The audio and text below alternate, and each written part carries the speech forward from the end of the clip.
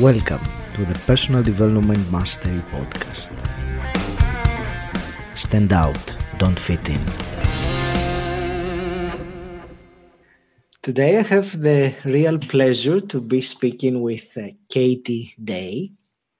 Katie, you trained at the Centre Performing Arts College in London, where you qualified as a teacher of ballet, tap and modern with the Imperial Society of Teachers of Dance. You have adored dance your whole life, and professionally you followed this passion of sharing your love for dance.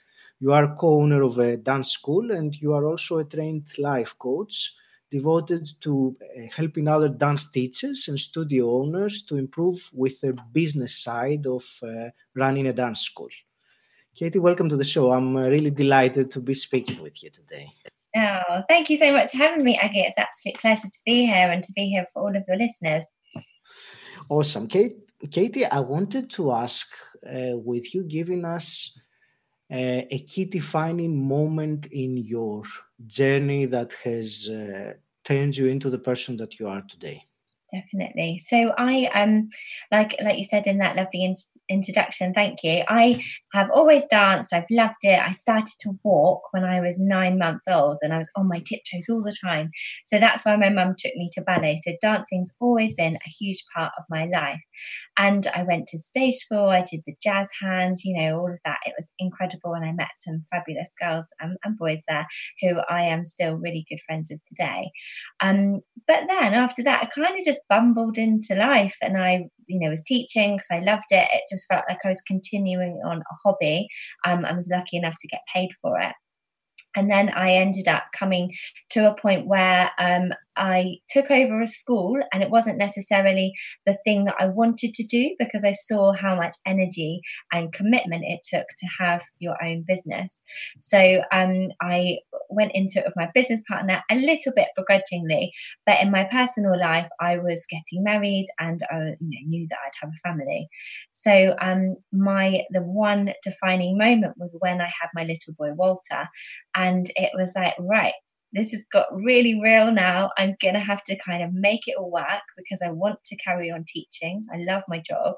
But I've got this tiny human who I need to make sure I raise him to be consciously aware and, the best little boy that I can be, while still following my dreams and my passion and my purpose. So that was it, really. That was definitely the moment that shifted. And essentially, me being me, I just wanted to have it all.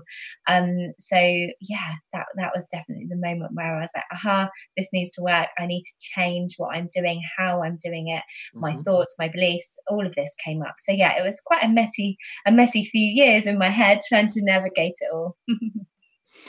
Yeah, you refer to that as your light bulb moment when your mindset shifted, and I realized that you made two different realizations at that time, and one had to do with the way you were running your business, and the other had to do with your newborn boy, a new life that was brought into the world, and you wanted to change so that because your priorities obviously had changed. So I would like to ask about both of them. So first, let's talk a little bit about the business, how your mindset shifted. So where were you before having Walter, and what happened as a result of the time you had? I understand that you had time during your maternity leave to think things through and reassess your life. So what changed?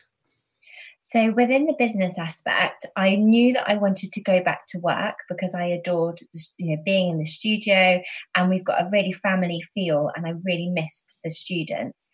So I had a term, which is like about 4 months off, and I wanted to go back, but I knew that I only wanted to go back part-time. So in the beginning, I was juggling childcare and I was just working when Walter was napping. But essentially, pre-Walter or pre-children, I could work whenever I wanted. That's part of the perks of being self-employed. I could, if it was a nice sunny day, I live in Bournemouth, so I could head to the beach and I could just catch up on my emails in the evening. And that all changed because my time, was so precious. And I didn't want to be up at midnight answering emails. I didn't want to be kind of not choreographing dance, great lessons for my students. I wanted to have some structure. So I think that's the first thing. And if any of working parents out there, this would be a really key piece of advice, is to get some structure and some routine into your childcare setting. So then when you've got your focused work days, and then it helps with the anxiety and the feeling of juggling way too many balls, because if you can't get something done on one day because you're in kind of parent mode, then that's completely fine, because that the next day, the following day, whenever it may be, you have got childcare for that whole day, and then you can get your head down and achieve all of your goals and add it on your to-do list if you like, and then you've got space, you've carved out time to achieve it. So that definitely shifted. And then also just working on systems and processes and outsourcing some stuff, automating other stuff, just essentially working a lot more effectively and working on my time. There's Parkinson's law, and then there's also Pareto's law, and it's kind of like what you have expands on the amount of time that you have to give to it. So kind of sometimes you might think something's a really big deal, whereas actually you can get it done. If you are really focused and you're really committed, you can get it done. A really good example of this, and I'm hoping that it will still be relevant when this podcast goes out, is the COVID situation that's happened. So we as dance teachers, a lot of dance schools have taken their dance lessons online. And essentially, I just say it like that. Oh yeah, we've just taken it online. We've done Zoom classes, but we've changed our whole business model.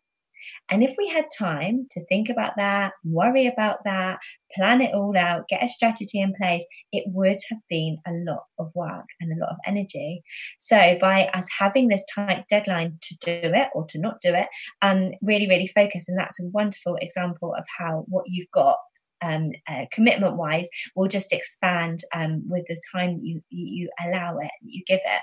So knowing that I only had 2 days a week childcare, I needed to get everything I wanted to done for my business within those time frames, and it just massively helped my efficiency and then freed up headspace for when I was in mum mode. All right, that's very interesting. So you have some days that you designate to your business where you have childcare that looks after your child and you don't have the distraction, and other days which you are in mom mode, as you said, where your whole focus and attention is on that. Do you find it difficult to switch from one mode to the other? No, I think I've kind of compartmentalized it. I think as a business owner, you're always going to be switched on to a certain extent, because if there is a crisis or a drama, you need to be able to be there to solve it. But with a good team in place and with good boundaries, you can switch off. It is possible if you've got those good boundaries and your staff and your team know what it is and when they can contact you, and what is acceptable to contact, what could be an email, what needs to be a phone call, all of those lovely boundaries in place, then most definitely it can work. But I kind of feel, for me, and I'm still working on this is definitely work in progress, but present moment living is the way, and it works for me. So when I'm in business mode, I'm in business mode. I'm, as you said at the beginning, I did my life coaching. So when I'm in those kind of headspaces, I just focus on that, and I try not to multitask, because it just doesn't work for me. I don't think it works for anyone, even though people try to do it. I think it was Tim Ferriss who said that single tasking is a superpower. When you focus on one thing, you really can perform well on it. If you try to juggle many things, you won't do any of them well. You just end up being a little bit crazy. Can you tell me about you said about automation, putting systems in place. So did you have or did you know any of that before? So what was the not the trigger, what was the knowledge that you acquired? Was it business coaching? Was it masterminds? What transitioned? I've been on a wonderful journey. So when I had Walter, I knew that things needed to change, and then from there, I just went on a massive learning journey. And I felt like I hadn't been a student for a very long time, and I awakened part of me that I'm really, really enjoying and still do. So I invested in a business coach. I booked myself on some group coaching courses, and from that, I've met some incredible people. And now we have formed our own like mini mastermind. I've read lots of books. You spoke about Tim Ferriss. I read the book, The 4-Hour Work Week, that he did. That was a game changer and just a shift in perspective for me. And then from there, he might quote someone else, and then you read another book, or you listen to another podcast, and you follow someone on Instagram. And I just think an accumulation of all of those things, those tiny incremental changes and consistency over time, really have so much impact. I think we forget consistency is key, and that can really, really skyrocket you in your mindset, in your life, in your business, all areas. Yeah, awesome. There is another thing that I wanted to ask about the business, and that was I realized that you found out the reasons that you were different than other schools, or your unique selling point, if you want, and you focused on that with your marketing and everything. So, can you tell me about briefly that concept of what differentiates someone from their I will use the word competitors in the most polite way. I don't like that word, but let's say your colleagues out there. Your tribe, yeah. You attract your tribe, don't you? Your vibe attracts your tribe. I think at the beginning of this journey, we were just pleasing everyone with our dance school, and we didn't necessarily know what it was that we wanted to specialize in or niche in. And sometimes it takes courage. It takes courage to say, you know what, we're not going to do that anymore. That's fine. We're okay with not being able to offer that service or that product to somebody because we're going to specialize in this. And I think it goes back to boundaries. I'm big on this. It works out what it is that your business wants to bring into your life, because I'm very much a believer of, you've set up your own business, why won't you make it work for yourself? You kind of might leave your corporate job, your 9-to-5 job, only to work like double the amount of hours. That's not the goal. Life is about balance, and life is about living. So I went into my dance school with my business partner, and she had a child, and I knew that was going to be in my future. So we decided we didn't want to work weekends. We didn't want to do all the competitions that would have been in half terms and school holidays, because we wanted that time off, and we wanted that time for ourselves. We didn't want to work a Friday night, for example, because we wanted to be able to go away for long weekends, all this kind of selfish stuff. And we based our business on that. We stopped offering some exams, and then we became more of a community-based dance school. Not to say that we've got a lower standard, but if some people do come to us and say, oh, this is what we would like, we say, oh, we're not the school for you. I can recommend so-and-so down the road. And we've got really good affiliations with local schools because we are offering different things now. Whereas before, we were just trying to serve everybody and kind of ended up not really serving anyone, didn't really know what to write about on social media, didn't really know how to market ourselves in the marketplace because we were just doing everything. Yes. And now it's easier. We've got a really good ethos of great culture, and that feeds through from our website all the way down into our lessons to the day-to-day little kind of moments that we have with the students, and we're really happy with that. So it's worked for us, just knowing why we're different, and then we can sell that.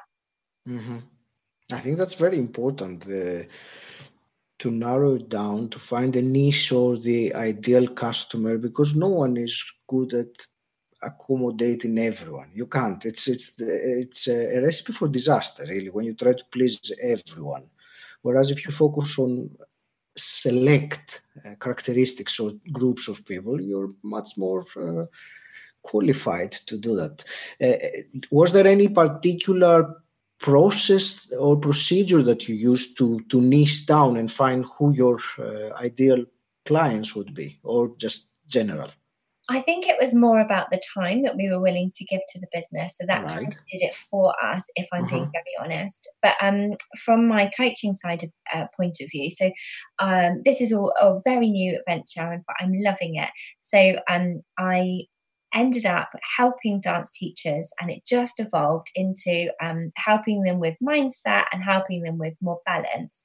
So Mm-hmm. I would say that I help them with the business side of running their school, but essentially I'm there to help them get that lovely equilibrium of life and make sure that they're kind of not teetering too much on that fine kind of tightrope that is work-life balance, and making sure that it's more in the favor of them and what they want to do. So they're doing more of what lights them up, and having more time with their families and things. So, but even with that, a business coach can do anything, can't it? It could be any part of the business. Whereas I just went down the more of the life coaching route, because I think if you can get over your mindset, maybe blocks that you have, kind of old beliefs that just no longer serve you, then you are better set up for success. I mean, you could have the best strategy in the whole wide world, but if you're going to self sabotage and kind of get in your own way, then you're never going to achieve it, are you? So I think, yeah, just knowing what your strengths are and then niching down into that definitely will help you with your ideal client and with your unique selling point. Mm-hmm. That's great. Thank you. Uh, there is another thing I wanted to ask you, because you are one of the, I would use the word lucky people that manage to turn their passion into their profession. And you know very well, I'm sure, that not everyone is like that, even though they would like to, or maybe they dream about turning their passion into the profession. They don't. However, when you actually turn your passion into profession, you find out, which you have gone through that, and I want your opinion, that doing your passion or your art is one thing, running a business is completely different. So you have to juggle two completely different things. So I just wanted your thoughts or some advice on someone who's transitioning, from, or trying to create a business out of their passion. What is there? Because you obviously can deal with your passion, you can do it all day long, but the business side of it is different. So what's your advice? I think for me, there was just no other option. Like there just wasn't any other career that I would have gone into. There was a moment at college when so my parents wanted me to ensure that I had the best education. So I didn't go to dance school when I was 16. They recommended that I got my A levels first, and then I had a couple of years to think about it rather than throwing myself in at 16. So I went at 18, which now I'm thankful for, because I did English and I did business studies. So that's all kind of worked out in its way. But there was another moment when I was unsure what to do. And I thought, well, maybe I'll go into human resources, but it just didn't light me up. So I'd say if anyone's listening and either they are just starting out on their career, or if you've got the courage to step into something that does really bring you joy, then just go for it, because you'll never feel like you have to get up and go to work. It's so nice. And actually my business coach said to me asked me before, in a way to upscale, to up level, the best way to do that would probably be to take myself out of the studio and put someone else in there, so then I could just be running the behind the scenes. Mm-hmm. And there's no way that I would do that. Like being in the studio, teaching the kids, seeing them progress, seeing the challenges they come over, not just to do with their physical kind of motor skills or skipping or something simple as that. It's more to do with their tenacity and their focus and how we see them grow and their mindset. So I don't think I'll ever be out of the studio, but from a business decision, it's probably not the right one to have. But I just love it so much that I couldn't ever imagine not being in the studio. And I'm finding lockdown quite hard, not having that physical connection with the students. Obviously we're doing it all, but it's all online. But so I don't know if I'm best placed to answer that question, because it's just not a choice. Like it's just, this is what I do, this is what I love. And yeah, I have been able to make a business out of it. And sometimes, I think as a business owner, you do as a small business owner, you tend to wear all of the hats. Kind of, you'll be Exactly. you're marketing one day, Yes. and then you've got to be creative on social media, and then the next day you're doing your finances and your bookkeeping, and the next day you're kind of dealing with parents, in my case, or customers or clients. So you do have to wear all of the hats, but if you know your reason why and your bigger purpose, that's kind of a North Star. And then the paperwork and the admin is just something that you have to do to achieve your bigger goal and your bigger destiny. Mm-hmm. And what about life coaching? When was that moment that you decided you want to expand and do that, and why? So I've had a lot of change at home. So my husband and I have separated, but it's all super, super amicable. And I just knew that it would help me to process all of the feelings and emotions that I was going through, to be the best version of me that I could be. And then I could show up for my audience, for my students, and for my little boy. So I just did an online course, which I've actually really, really enjoyed. I've loved every minute of it. And it's been so insightful, and things that, questions to ask yourself, and how to navigate change, and making sure that you are setting up your life in a way that you love and that works for you. And there is no wrong and there is no right. There just is. But you have to find and have the courage. I keep going back to that word today, that courage, that kind of the reason why that you're choosing yourself, and to make yourself the best you, but also kind of the most open-minded, or the most compassionate person that you can be. Mm-hmm. And I suppose you find that helpful when you train or you advise other colleagues of yours on Yeah, how to improve. Yeah, so with my one-to-one sessions, it's very much whatever they need.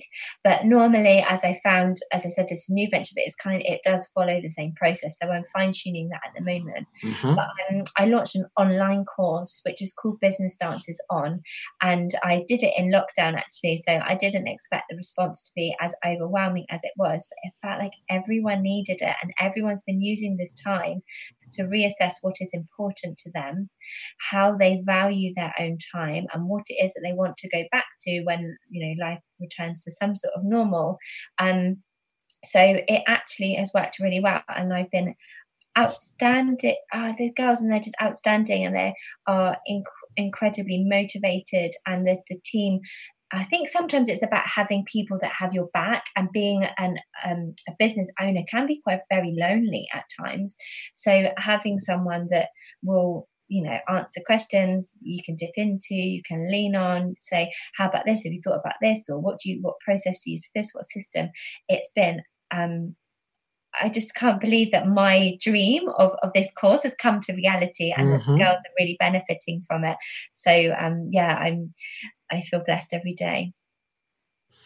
Online is something that it's going to be happening more and more constantly.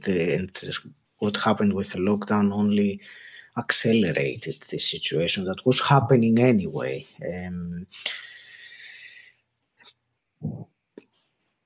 There is one other thing I wanted to ask.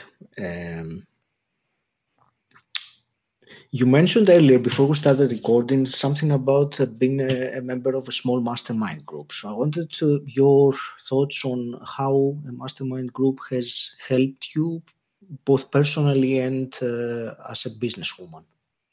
So we met through our business coach. So we've all kind of had the same training. So I find that's really valuable, because, there's things that you might have been told, but then you forget, and then they bring it up and you're like, oh yeah, I forgot about that. I forgot about that course, that live, that training. And we basically did it on location. So the membership that we belong to is kind of nationwide.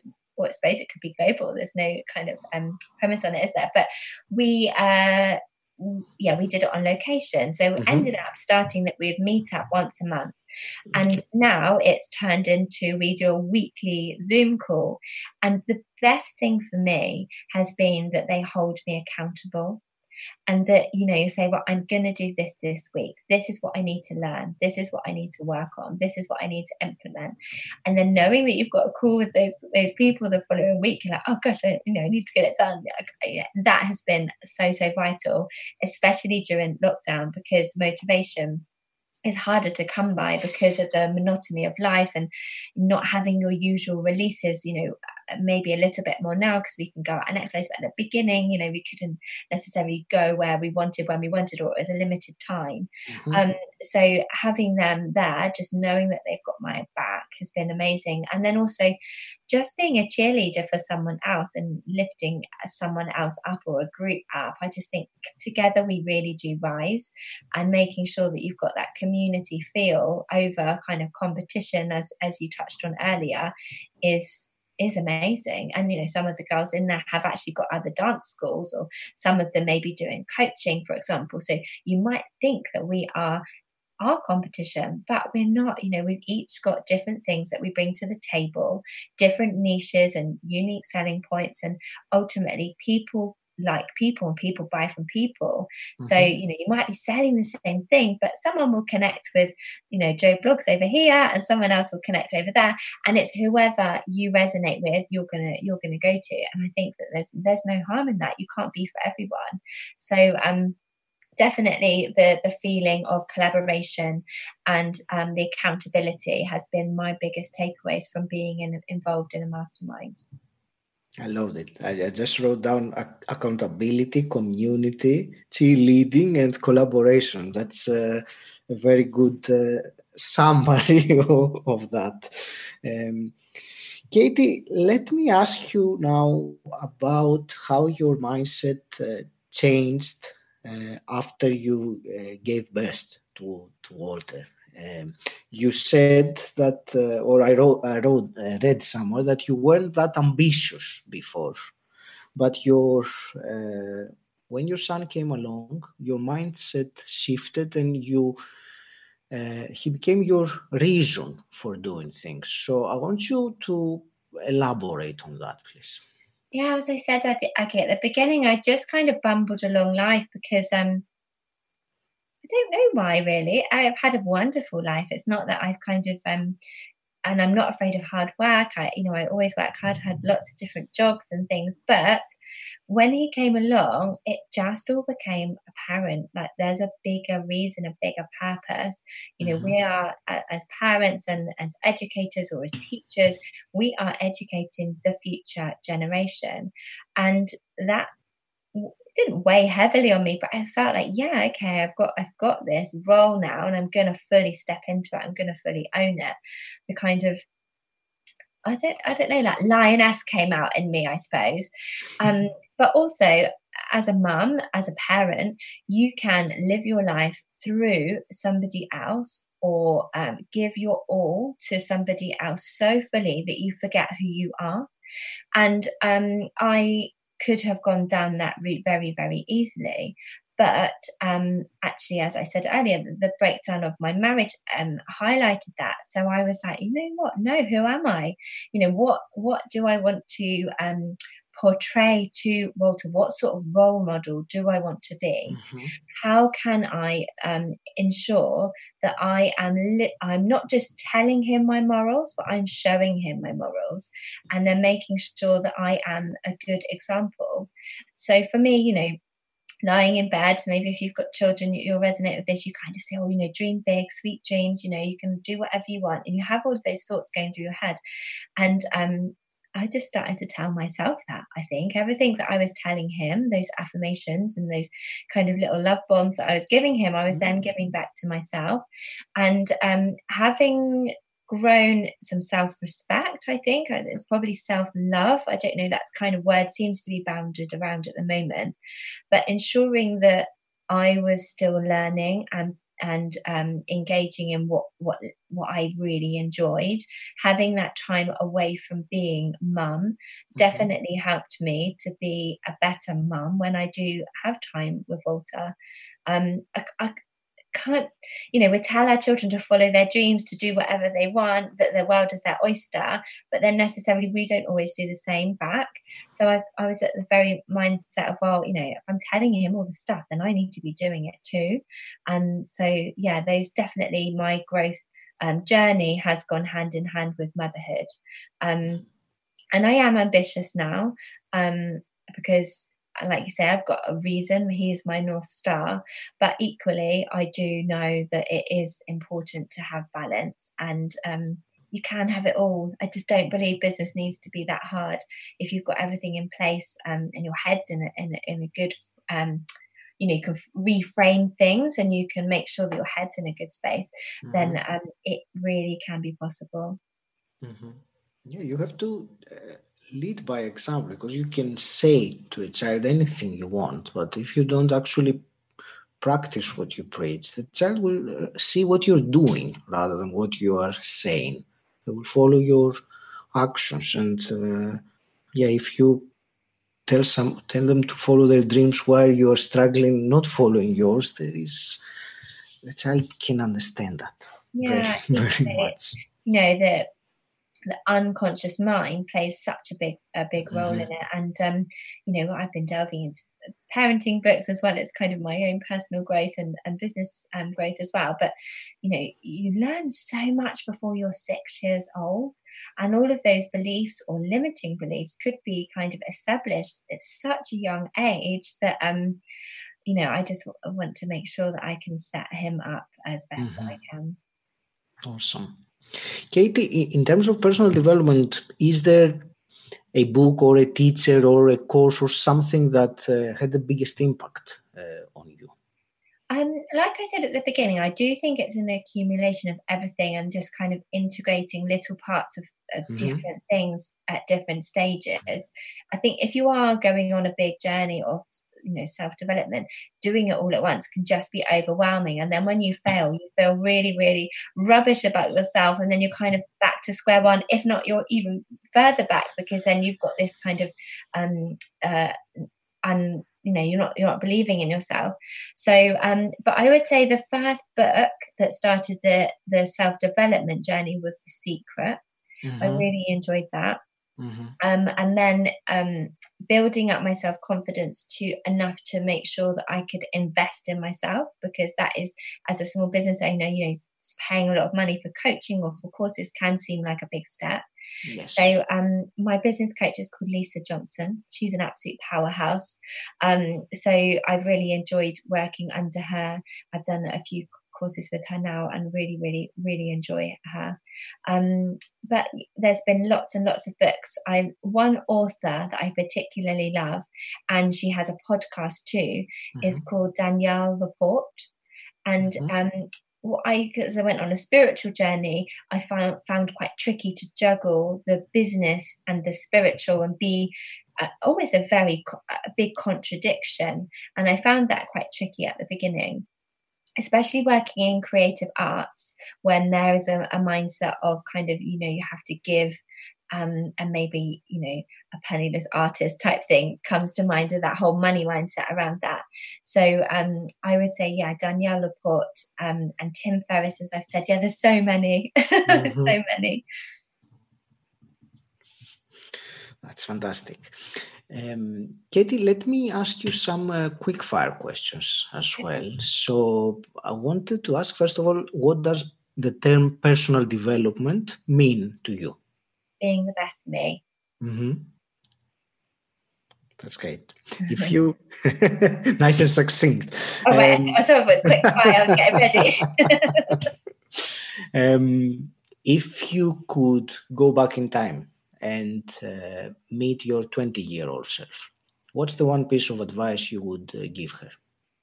Trust in your intuition, and it'll all work out. You are on the right path. Wise indeed. If you had a magic wand and you could wave it and change something in the world as it is today, what would you change? Oof, that's a good one.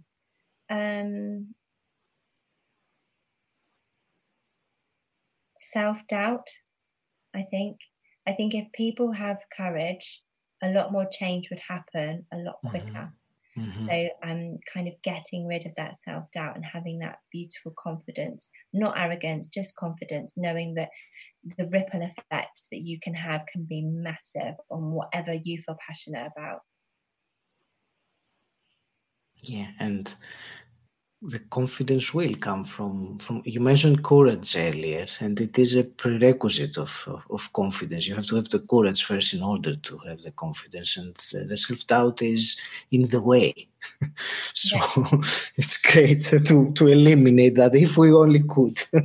But each of us can work on that on their own and take steps to eliminate, because it's something we all share in common. That voice that tries to convince us that we're not good enough, or we can't make it, or yeah, that just a imposter. matter of putting that aside and say, okay, I hear you, but I'm going to do it anyway.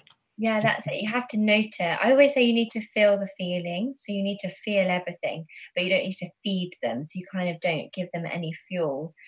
So acknowledge and accept where you are, or your circumstances or your situation, Mm-hmm. and take accountability for what maybe the part that you have had to play in that, and everything is a learning.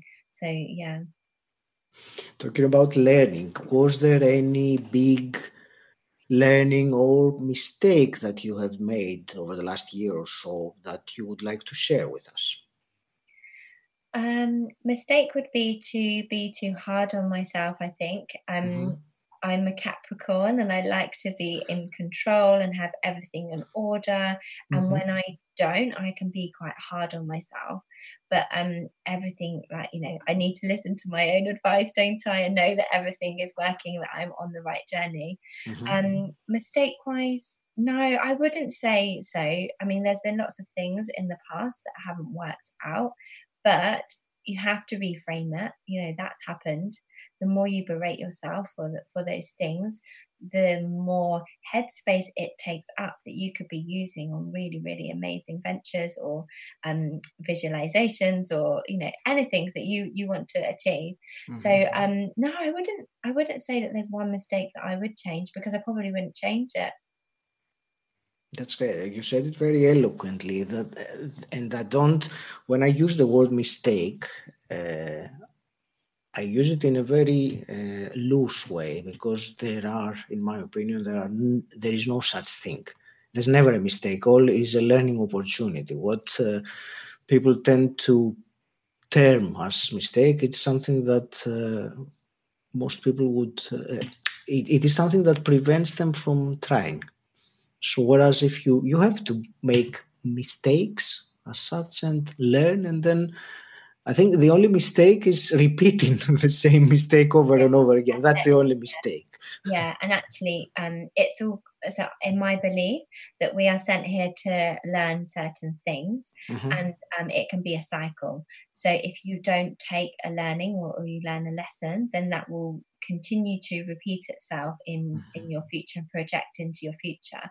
So and also, I just think on an energy point of view, you need to learn from it and then release it and let it go, and be okay with that Mm-hmm. thing or that situation that's happened in the past.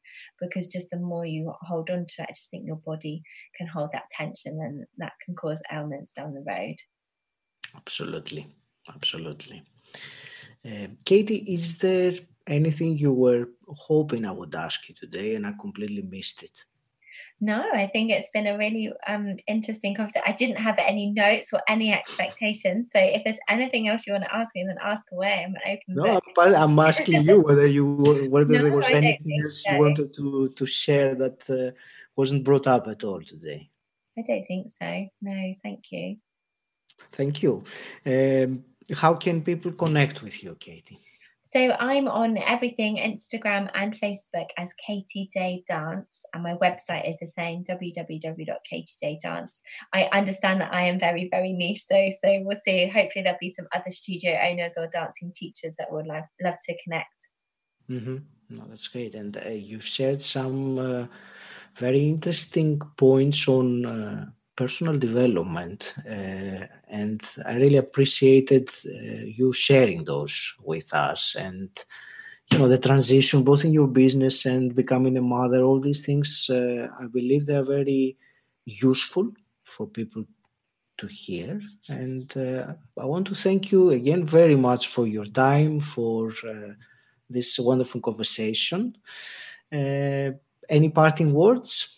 No, thank you so much for having me. And I just think if there can be one little nugget of wisdom that you can take from today's conversation and that resonates with you, then I think that's our job done, isn't it? To make sure that, we plant the seed and then that everyone else can go away and water it as they wish. 100%. Thank you very much, Katie. And I wish you all the best with your life and your business. Thank you so much. Thank you for having me. Bye. Thank you. Thank you very much for listening. Please take a moment to subscribe, rate, and review Personal Development Mastery on Apple Podcasts. If you want to know more about me and how I can help you, join my Facebook group Personal Development Mastery. The link is in the show notes, or you can simply type bit.ly/PDM group.